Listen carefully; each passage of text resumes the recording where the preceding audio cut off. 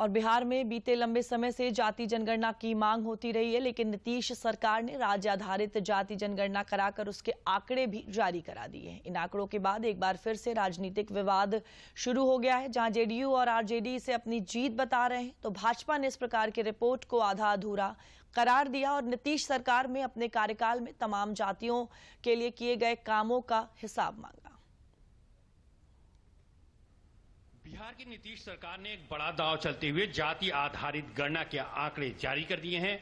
इसके मुताबिक राज्य की कुल आबादी करीब 13 करोड़ है। रिपोर्ट के मुताबिक अति पिछड़ा वर्ग की आबादी करीब 36% है और पिछड़ा वर्ग की आबादी लगभग 27% के करीब है और सामान्य वर्ग की आबादी 15.52% है। ये स्टैटिस्टिक्स ये फाइनल वर्ड नहीं है, अभी तो ये स्टेज 1 है जहां आपके पास आंकड़े आ गए।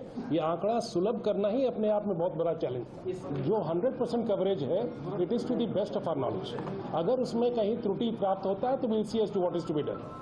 माना जा रहा है कि नीतीश कुमार ने इन आंकड़ों को जारी कर राहुल गांधी के जातीय जनगणना के मुद्दे पर बढ़त ले ली है। हालांकि भाजपा का आरोप है कि सरकार इन जातियों के सामाजिक आर्थिक स्थिति को स्पष्ट करने में असफल रही है। नीतीश सरकार ने सुप्रीम कोर्ट में इसे आर्थिक सामाजिक सर्वे माना था, लेकिन इस जनगणना में आर्थिक आंकड़े नजारा दिखाई देते हैं। भाजपा इसे आधी अधूरी रिपोर्ट बता रही है। ये जो एक लगा रहे थे कि बड़ी चमत्कार, बड़ा बदलाव, अरे सबको जानकारी है जो आप बता रहे हैं वो लगभग डाटा आंकड़ा तो सबको पता है। हाँ, कुछ जब आएगा अति पिछड़ा का या पिछड़ा का डिटेल एरिया वाइज, तब पता चलेगा कि गणना का सच्चाई क्या है। अभी सिर्फ जातियों की गणना नीतीश कुमार जी ने बताया है, वो किस मैकेनिज्म से किए हैं वो सारे रिपोर्ट हम लोग लेंगे, तब फिर इस पर विस्तृत बयान भारतीय जनता पार्टी देगी। भारतीय जनता पूर्ण रूप से जातीय सर्वेक्षण का समर्थक रही है।